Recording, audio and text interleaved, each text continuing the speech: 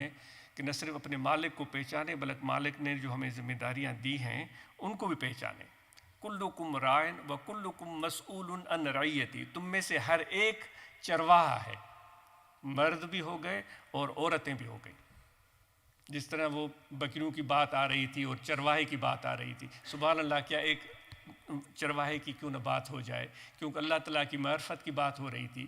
وہی پھر رومی وہ فرماتا ہے ایک مرتبہ، یہ بڑی مشہور کہانی ہے جس کو اور لوگوں نے بھی بیان کیا ہے، کہ حضرت موسیٰ علیہ نبینا علیہ السلام جبل طور پر جا رہے تھے اللہ تعالیٰ سے ہم کلام ہونے کے لیے۔ وہ مقدس مقام تھا جہاں اللہ تعالیٰ کا جلوہ ان کو نظر آیا تھا اور ان کو بلایا گیا تھا، تو اس طرف جا رہے تھے۔ تو مولانا جلال الدین رومی رحمۃ اللہ علیہ فرماتے ہیں جاتے جاتے راستے میں انہوں نے ایک چرواہے کو دیکھا جو درخت کو ٹیک لگا کے بیٹھا ہوا تھا، بکریاں اس کے آس پاس چر رہی تھیں، وہ اپنی آنکھیں بند کر کے اپنی دھن میں مگن تھا، اور وہ خدا سے باتیں کر رہا تھا، وہ اللہ تعالیٰ سے باتیں کر رہا تھا۔ وہ کیا کہہ رہا تھا کہ اے میرے اللہ، میں نے تجھے کبھی دیکھا نہیں، تم کہاں رہتے ہو، تم رہتے کہاں ہو، ذرا مجھے بتاؤ تو صحیح، تم رہتے کہاں ہو۔ وہ میرے پروردگار، مجھے پتا ہے تم پوری کائنات کو چلاتے ہو، زمینوں کو چلاتے ہو، آسمانوں کو چلاتے ہو، کتنا بڑا کام ہے، کتنا بڑا کام ہے۔ یہ سورج روشن ہوتا ہے، یہ چاند نکلتا ہے، یہ ستارے چمکتے ہیں، یہ ہوائیں چلتی ہیں، یہ دریا بہتے ہیں، یہ سمندر میں طغیانی آتی ہے، یہ درخت یہ سرسبز ہو جاتے ہیں، پھر یہ ان کے جو پتے ہیں زرد ہو جاتے ہیں، پھر ان کے پتے گر جاتے ہیں، پھر ان میں زندگی کی رمق آتی ہے، پھر پرندے اس پر جمع ہوتے ہیں۔ اے پروردگار، تو ہی تو یہ سب رنگ دکھاتا ہے۔ ان پرندے وہ اس درختوں پر آ کر گھونسلے بناتے ہیں، پھر وہ جوڑیاں بناتے ہیں، پھر ان کے انڈے بنتے ہیں، ان سے بچے نکلتے ہیں۔ سبحان اللہ، کیا تیرے کام ہیں۔ زندگی کا آغاز ایک گھونسلے سے ہوتا ہے، پھر ان کی چہچہاہٹ سنائی دیتی ہے، اتنا کام کرتا ہے۔ اے میرے اللہ، تو اتنا کام کرتے کرتے تھک تو جاتا ہوگا، کیا مجھے اجازت ہے کہ میں تمہیں دباؤں؟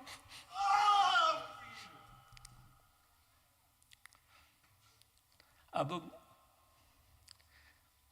موسیٰ علیہ السلام یہ بات سن رہے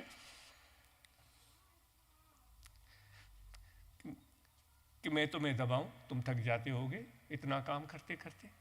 پھر وہ کہتا ہے کہ تم تو اتنے مصروف ہو گئے کہ تمہارے اللہ تعالیٰ تو ان چیزوں سے پاک ہے، لیکن وہ اس کی جو معلومات تھی، جو سمجھ تھی، اس کے مطابق گفتگو کر رہا تھا۔ تمہارے کپڑے میلے ہو چکے ہوں گے، نعوذ باللہ، معاذ اللہ، کیا مجھے اجازت ہے کہ میں آپ کے کپڑے دھو لوں، صاف کر لوں؟ اے پروردگار، تو اتنا حسین جمیل ہے، تمہاری بڑے بڑے زلفیں ہوں گی، مجھے اجازت ہے میں تمہاری زلفیں سنواروں؟ تو وہ اس طرح باتیں کیے جا رہا تھا۔ موسیٰ علیہ السلام وہ شریعت کے صاحب تھے، ان کو غصہ آ گیا، انہوں نے زور سے چیخا، او چرواہے! وہ بیچارے آنکھیں اس کی کھل گئیں اور ڈر گیا۔ اس نے کہا بے وقوف، کس سے باتیں کر رہا ہے؟ میں خدا سے باتیں کر رہا ہوں۔ اس نے کہا بے وقوف، خدا تو اس سے سب چیزوں سے پاک ہے، نہ اس کو نیند آتی ہے، نہ تھکتا ہے، نہ لباس کی ضرورت ہے۔ اے بے وقوف، تو بے ادبی کرتا ہے۔ وہ پہچانتا تھا موسیٰ علیہ السلام کو۔ اس نے کہا مجھ سے بے ادبی ہو گئی، گستاخی ہو گئی؟ اس نے کہا ہاں۔ تو اتنا اس کو ڈر لگا کہ وہ رونے لگا۔ اس نے کپڑے پھاڑے، رومی کہتا ہے اپنی قمیص پھاڑی، اور روتا چیختا چلاتا ہوا اپنے بکریوں کو چھوڑ دیا، جنگل میں چلا گیا کہ مجھ سے اللہ تعالیٰ کی بے ادبی ہو گئی ہے، مجھے علم نہیں تھا، مجھ سے اللہ تعالیٰ کی بے ادبی ہو گئی ہے۔ موسیٰ علیہ السلام طور سینا پر پہنچ گئے۔ اللہ تعالیٰ سے ہم کلام ہونے کے لیے، کلام ہونے سے پہلے خدا نے اس کو فرمایا رومی کے الفاظ میں، تو برائے وصل کردن آمدی، نے برائے فصل کردن آمدی۔ موسیٰ تو نے کیا کیا؟ موسیٰ علیہ السلام نے کیا پروردگار؟ اللہ تعالیٰ نے فرمایا تو نے میرے دوست کو ناراض کر دیا، ہم نے تو تجھے بھیجا تھا کہ لوگوں کو میرے قریب کرو۔ نبی کیوں آتے ہیں؟ کہ وہ لوگوں کو اللہ تعالیٰ کے قریب کریں۔ ہم نے تجھے بھیجا تھا کہ ان لوگوں کو میرے قریب کرو، تو نے اس کو جو پہلے میرے قریب تھا اس کو دور کر دیا، مایوس کر دیا، ملول کر دیا۔ موسیٰ علیہ السلام نے کہا پروردگار میں نے تو جو صحیح سمجھا میں نے اس کو عرض کیا۔ تو رومی کہتے ہیں تو ملانے کے لیے آیا ہے، تم جدا کرنے کے لیے نہیں آئے، جو پہلے ہی ملے ہوئے تم ان کو کیوں جدا کر رہے ہو؟ وہ کہتے ہیں بابا فرید گنج شکر رحمۃ اللہ علیہ کی خدمت میں ایک شخص آیا اور اس نے آ کر تحفے میں، وہ تو آج سے 500-600 سال پہلے کا زمانہ، تو اس وقت بڑی ریئر ہوتی تھی یہ چیزیں، کینچی بڑی ریئر ہوتی تھی، وہ بڑی مشکل سے ملتی تھی، تو اس نے اپنے مرشد کی خدمت میں بڑے شوق سے کینچی بنا کر خدمت میں پیش کی۔ لوگ بیٹھے ہوئے تھے، بابا فرید الدین گنج شکر رحمۃ اللہ علیہ، انہوں نے کینچی ہاتھ میں دیکھی، اپنے دوست کو دیکھا جو بہت پیار کرتا تھا، آپ کے کینچی دیکھنے کے بعد آپ کی آنکھوں سے آنسو روا ہو گئے، رونے لگے، یعنی غمگین ہو گئے۔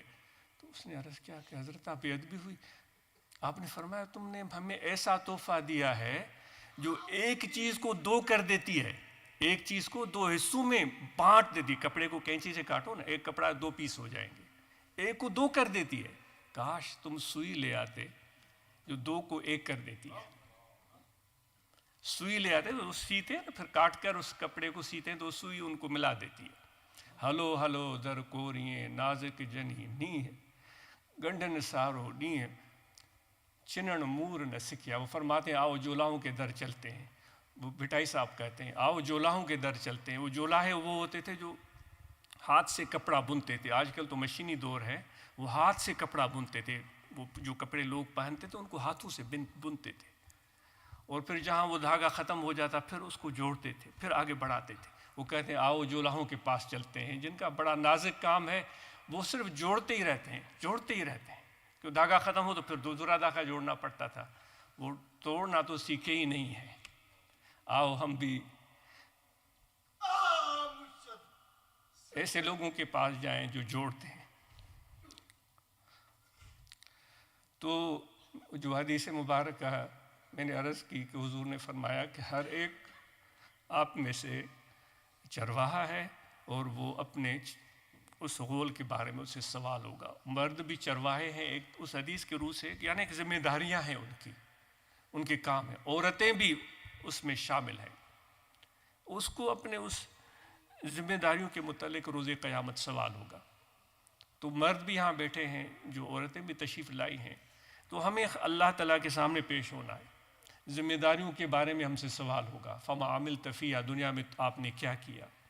اگر ہماری ذمہ داریاں پوری نہیں کی گئی تو اللہ تعالیٰ فرماتا ہے پھر جو تم نے اپنے میرے بندوں کے ساتھ معاملے ٹھیک نہیں رکھے، میرے بندوں کے ساتھ، ایک تو اللہ تعالیٰ کے حق ہے، نماز پڑھنا، روزہ، حج، زکوٰۃ، یہ جو ہم کرتے ہیں اللہ تعالیٰ کے حقوق ہیں، دوسرے بندوں کے حقوق ہیں کہ ان کے ساتھ ظلم نہ کرنا۔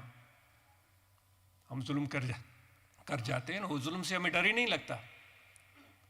کسی کو ہم نے ڈانٹ دیا، کسی کو ہم نے کسی کا دل دکھا دیا، کسی کو ہم نے نظر انداز کر دیا، کسی کی کوئی چیز تھی جو ہمیں دینی تھی وہ ہم نے نہیں دی، وہ دبا لی، کسی کے پیسے تھے ہم نے اس کو نہیں دیے، ہم نے دبا لیے، یہ سارے ظلم ہوتے ہیں۔ آپ اس کو سمجھتے جائیں اس تناظر، وسیع تناظر میں۔ اللہ تعالیٰ فرماتا ہے ظلم کرنے والوں کو میں پسند نہیں کرتا، اور اللہ تعالیٰ فرماتا ہے ظلم والے ظلم کا انجام دنیا میں ہی دیکھتے ہیں اور آخرت میں بھی دیکھیں گے۔ تو جو بندوں کے ہمارے ایک دوسرے کے ساتھ معاملات ہیں، سب سے پہلے جو اس میں آتا ہے وہ فیملی آتی ہے، شوہر اور بیوی آتے ہیں، ان کے جو آپس کے معاملات ہیں، یہاں سے معاملات سارا شروع ہوتا ہے۔ میاں بیوی ساتھ رہتے ہیں، وہ ایک گھر بناتے ہیں، اس گھر میں وہ پھر اپنی محبت سے، پیار سے نئی نئی چیزیں لا کر رکھتے ہیں، اچھی اچھی چیزیں لا کر رکھتے ہیں، ان اچھی چیزوں سے گھر اچھا لگتا ہے۔ لیکن ان میاں بیوی کا جب آپس میں محبت اور پیار ہوتا ہے، اعتماد ہوتا ہے، ان چیزوں میں بھی زندگی کی رمق نظر آتی ہے، وہ گھر میں ایک زندگی کے آثار نظر آتے ہیں۔